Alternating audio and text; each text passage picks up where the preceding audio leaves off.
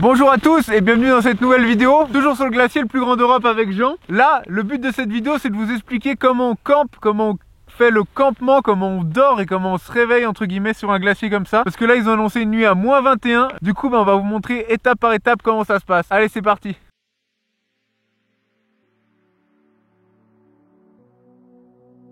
L'Islande, véritable terre austère, aussi bien volcanique que glaciaire, est un lieu de prédilection pour tout aventurier voulant se confronter à des déserts blancs. Ces glaciers si fragiles sont les premières victimes du réchauffement climatique. Et pourtant, le Vatnajökull a son lot d'émerveillements et je suis là avec Jean pour vous le faire découvrir. Je vous embarque en immersion sur la traversée de ce monstre blanc. L'aventure commence maintenant.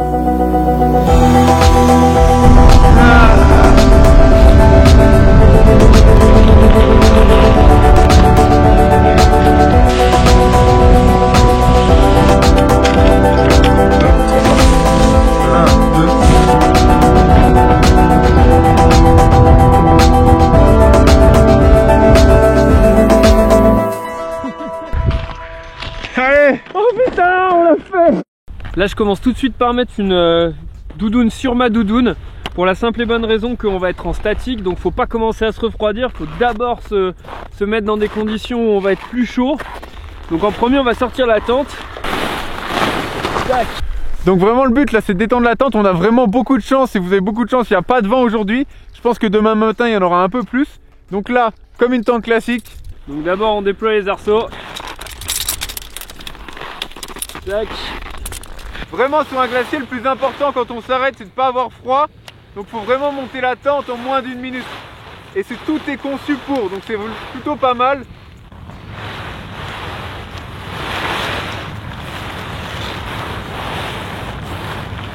Ah, c'est fait. Allez, next. Du coup, comme il y a beaucoup de vent, il faut un peu savoir d'où il vient. Et le mieux, c'est de mettre le cul de la tente où il y a le vent pour qu'on soit plus tranquille. Mais là, comme on a un espèce de petit système, on va se mettre un peu à 3/4. C'est-à-dire un peu, je pense comme ça. Comme ça, on est pas mal. T'es d'accord avec moi, Jean? Ouais, on est bien là. On est bien. Voilà, du coup, là, pour l'instant, on est bien. Maintenant, il faut accrocher la tente avec les sardines, tout le monde connaît. Et après, on va vous montrer comment faire fondre de l'eau pour avoir beaucoup d'eau parce qu'il faut vraiment énormément boire avant d'aller se coucher. J'espère que ce scotch vous choque pas trop, hein. C'est vraiment pour protéger du soleil. En tout cas là la tente est installée. Avec le pare-vent, ça s'appelle un tarp. C'est Jean qui l'a cousu à son taf à Decat. Donc franchement c'est plutôt pas mal. Là on va installer les pulkas à l'intérieur. Et après je vais vous montrer comment ça se passe pour la mise en place dans la tente. Le pulka sous la tente. Pour qu'on puisse avoir le matos à portée de main toute la nuit.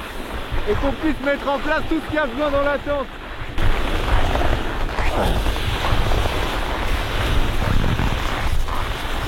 Et celle-ci, on va la mettre par là. Au milieu. On approchera un petit peu avant d'aller se coucher pour pas que s'il pleuve ou qu'il neige, ça touche la pulka. Bon, bah là, il n'y a rien de très spécial. On va juste mettre dans la tente toutes nos affaires, les sacs de couchage, les tapis de sol. Nickel. Bon du coup les 2 tapis de sol ça nous protège du froid en fait. Parce que si on dort là-dessus, on est mort très clairement. Vu le froid qu'il va faire cette nuit. Donc on les déroule et vous allez voir qu'une fois déroulé on n'aura pas tant de place à deux. Hein. Si on est ici c'est pas forcément le confort qu'on cherche. Ce qui est important à savoir c'est que 70% de la chaleur dans des conditions froides c'est absolument pas apporté par le sac de couchage mais par le tapis de sol. Donc en fait il vaut mieux avoir un bon tapis de sol et un mauvais sac de couchage que le contraire. Donc ne jamais négliger le tapis de sol. Du coup toi tu veux celui-là cette nuit? Ouais. Tiens, toi tu dors à droite. Pour les tapis de sol thermiques, pour éviter de mettre de l'humidité dans le tapis de sol, c'est fourni certains avec une housse comme ça. Et là du coup, en soufflant de loin, je viens mettre de l'air mais qui est sec dans la housse. Et ensuite je viens l'envoyer dans le tapis de sol. Ça me permet d'avoir de l'air entièrement sec quasiment dans le tapis de sol. Je vais pouvoir dormir par -15, -20 cette nuit sans avoir froid, a priori. Nickel. Du coup là la chose la plus importante en fait quand une fois on est un peu installé, c'est préparer l'eau. Parce que l'eau c'est hyper long, c'est hyper laborieux. Je vais vous montrer comment ça se passe. On a un réchaud classique. Hop. Donc là le truc un peu important, c'est surtout d'avoir un endroit un peu stable pour éviter que ça se casse la gueule. parce que Jean le premier jour l'a fait pas mal de fois tomber, on va pas se mentir. Pendant que tu dormais. C'est vrai, j'étais un peu cassé le premier jour. Voilà, ici c'est à peu près stable. Il faut qu'on ait la place de sortir de la tente, hein. C'est souvent ça le souci. Là on est pas mal. Hop. Voilà, classique. Si tu utilises le bout du machin, ah voilà. Je me suis un peu cramé les poils là. Hop, nickel. Donc en fait, on a niqué le briquet le premier jour, donc heureusement qu'on a pris ça, il est tombé à l'eau. Et ça, bah, ça pardonne pas. Donc à chaque fois qu'on l'utilise, on le range bien. C'est fait. Donc maintenant, la chose la plus importante, bah, mettre de la neige. Allez, pelt.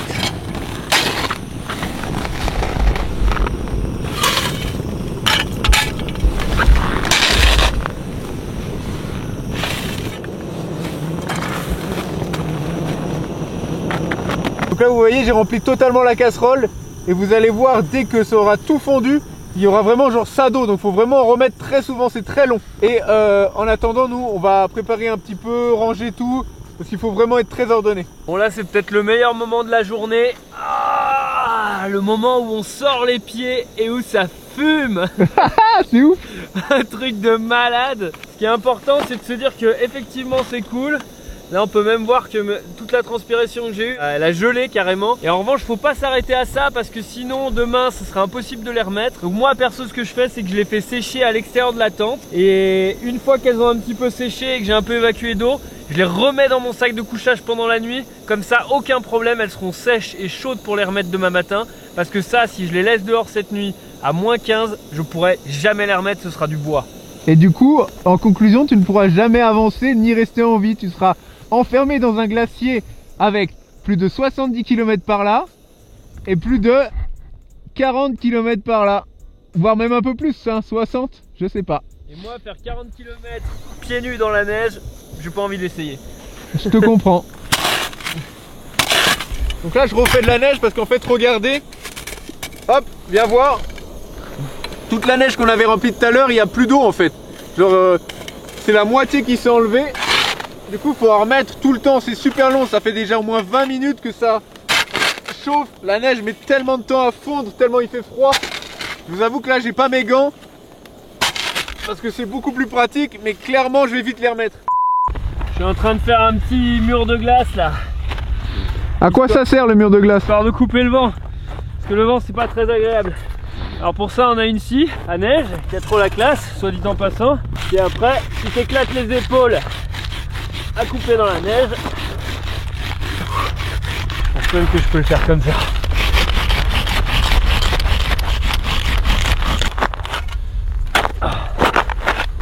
Ça, je pourrais te faire un igloo avec ça.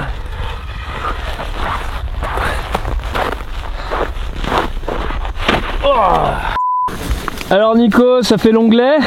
Franchement, je viens de filmer 2 minutes genre dehors là sans mes gants. Je suis vraiment pas bien, j'ai trop plu. Je sens plus mes doigts. Ça brûle un peu ou pas? C'est pas que ça brûle, j'ai l'impression qu'on me les coupe au ciseau, tu vois. Et ouais, ça s'appelle l'onglet. Ah ça fait du bien. Et moi, à chaque fois que je respire, on crée de la buée, un truc de malade. Il fait vraiment de plus en plus froid. Plus le temps passe, ah plus bah il ouais. fait froid. Hein. Le soleil se couche, mec. Ouais. Ah Ok, donc là on va faire les lyophilisés, donc la nourriture qui a été desséchée de manière à être plus légère. Donc d'abord on a fait bouillir de l'eau, donc là on peut voir qu'elle est vraiment pas loin de bouillir. Ce qui compte c'est qu'elle soit au-dessus de 60 degrés, parce qu'au-dessus de 60 degrés ça tue toutes les bactéries qui sont à l'intérieur. La neige normalement c'est de la bonne eau, mais il arrive qu'il y ait quand même des bactéries. Donc pour pas tomber malade et pas avoir de problème de digestion, on la fait bouillir. Attention à tes doigts. Bah, ça ne peut pas me renverser dessus. Hein. Je vais verser un peu d'eau dedans. Top, nickel.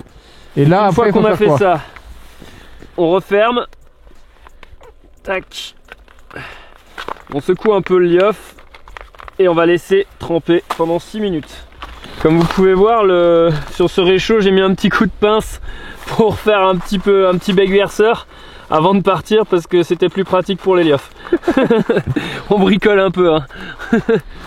En fait, du coup, cette eau maintenant, on va la laisser refroidir parce qu'en fait, avoir de l'eau fraîche, c'est quand même bien pour la nuit. Je vous assure que l'eau chaude, ça fait pas du tout le sentiment de s'hydrater. Tu vois, on a l'impression de boire, mais sans vraiment boire. Du coup maintenant on va manger tranquillement. Dès qu'on a attendu les 6 minutes pour le lyophiliser, on va commencer à se mettre dans nos sacs de couchage. On a encore un thé qui nous reste. Après on refera fondre de la neige demain matin pour en fait se faire toutes les provisions pour la route qui nous reste à faire. Donc voilà, allez, on mange tranquillement, tellement faim que je sais même pas pourquoi je vous parle, j'ai trop faim. Bon alors, comme vous pouvez voir, il fait un petit peu froid et on en est réduit à faire des petits ajustements. Donc voilà, je vous présente Nico qui met des moufles sur les pieds. Montre-moi tes pieds, Nico. Voilà, parce qu'il fait tellement froid que sinon on crève de froid au niveau des pieds. Maintenant on mange. Donc voilà, ça c'est nos lyophilisés et donc on peut voir qu'à l'intérieur, une fois que c'est réhydraté, c'est vraiment pas mal. Ceux-là c'est vraiment les meilleurs qu'on ait, ils sont juste hyper bons, donc de la folie. Ah, franchement des pâtes bolognaises au milieu de plus gros glaciers d'Europe, on est plutôt pas mal hein. Du coup là vous avez le grand angle, mais je peux vous assurer qu'on est serré dans cette tente. Ça va être une nuit encore très proche hein, on va dire. On devient de plus en plus proche. En tout cas, il fait chaud au moins, ça fait plaisir. Enfin il fait chaud, tout est relatif, mais en tout cas il va faire chaud une fois qu'on sera dans le sac de couchage. C'est un sac de couchage qui va à -5, bon à plus la tente et tout, franchement ça devrait le faire, même s'ils annoncent, comme je vous l'ai dit tout à l'heure, -21 ce soir, donc il va falloir être quand même assez prévoyant, c'est-à-dire qu'il va pas falloir sortir pendant la nuit pour aller aux toilettes ou autre chose, il va falloir le faire avant. En fait on se rend compte que quand on est sur un glacier ou dans des températures polaires comme ça, chaque geste du quotidien en fait il faut vraiment le prendre en compte, faut pas faire n'importe quoi avec. Gros, le soleil s'est couché, on va vite se pioter parce qu'il fait froid sa mère là. Bah j'imagine, moi déjà dans la tente je suis en train de grelotter. Ah non mais là c'est tendu là. Oh. Je referme ma poulka et dodo. Oh, j'en profite pour essayer de pisser en fait finalement. Ouais, finalement. Faut éviter de sortir. En plus je filme, c'est très bien.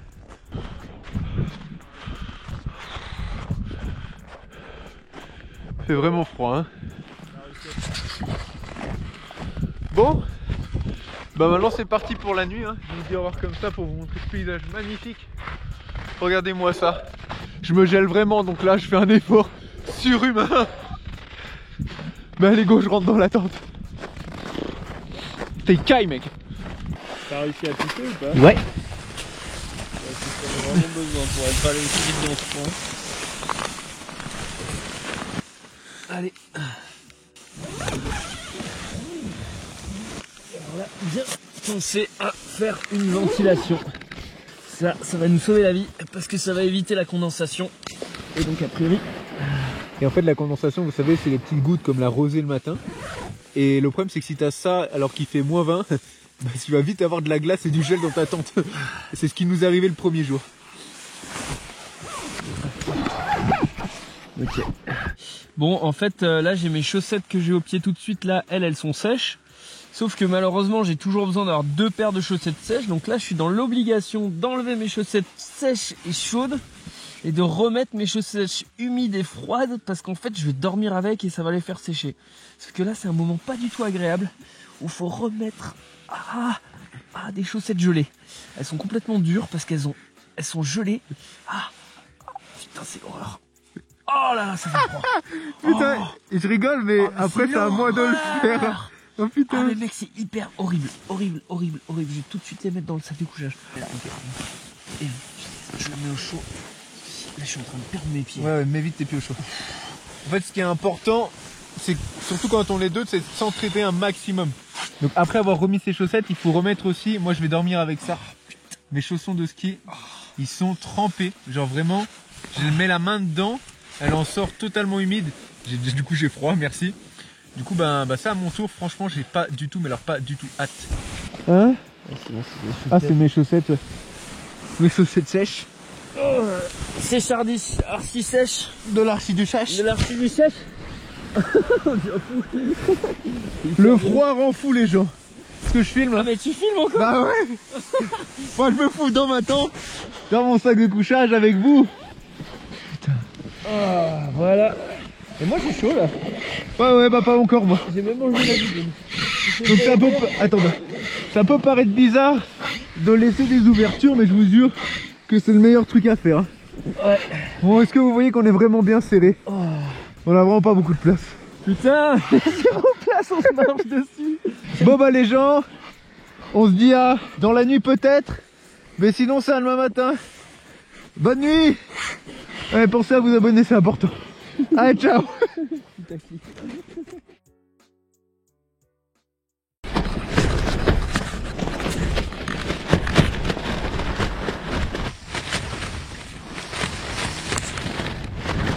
Je disais, il est minuit, le vent s'est levé.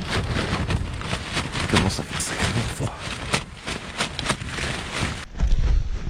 Bon, il est 3h du mat. Ça souffle depuis 5 heures. C'est assez fort comme vent, donc c'est un peu inquiétant. J'espère vraiment que ça va se calmer. On peut voir le givre sur les parois, et sur le sac de couchage. Vraiment, c'est rien de méchant. Et moi je commence à en avoir un peu marre là, parce que c'est un peu inquiétant ce froid. J'espère que ça va pas durer, parce que là ça souffle quand même vraiment fort. Je vais essayer de me rendormir parce que j'ai vraiment passé une sale nuit. Bon, il est 3h30 du matin, la tempête s'est un petit peu calmée grâce à Jean. Il est sorti aller, entre guillemets, resserrer la tente qui a failli s'envoler. Regardez. C'est tout gelé. On est bien content d'avoir préparé de l'eau pour rien. Et sinon, ben, la tente est pas mal gelée de partout, il commence vraiment à faire froid. Donc on va se recoucher et essayer de dormir encore 4 petites heures. Voilà. Oh gros, je regrette tellement pas de m'être levé là.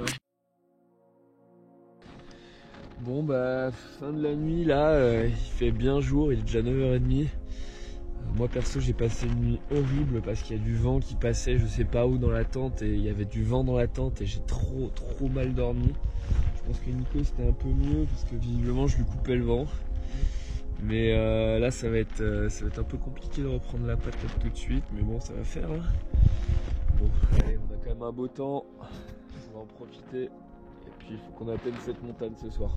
Bon, il y a moins de givre qu'hier mais bon il reste quand même un petit peu à certains endroits. Donc on est pas mal. On a quand même passé une nuit un peu dégueulasse.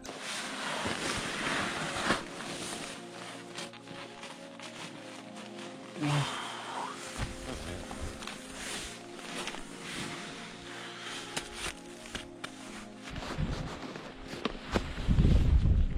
On va mettre le sac de couchage à sécher. Fin de la nuit. Putain, j'ai un pied qui a tellement mal. Putain, je viens de voir que j'ai vraiment une ampoule du Turfus, c'est dégueulasse. Je sais même pas comment je vais réussir à sécuriser ça pour pas avoir trop mal la journée. Regardez, c'est vraiment dégueu. Je peux enlever ça là.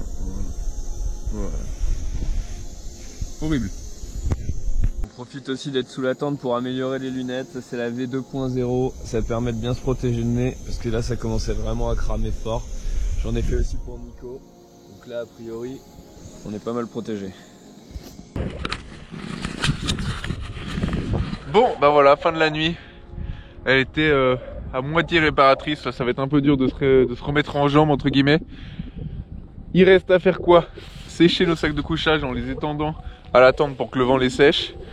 Tout bien rangé et après on y va. Donc voilà comment ça se passe, une nuit sur un glacier. Donc dans tous les cas, pensez à vous abonner, à lâcher un petit pouce bleu et à me dire en commentaire ce que vous en avez pensé. Et nous, bah, on va reprendre la route parce que il reste un petit bout. Allez, ciao.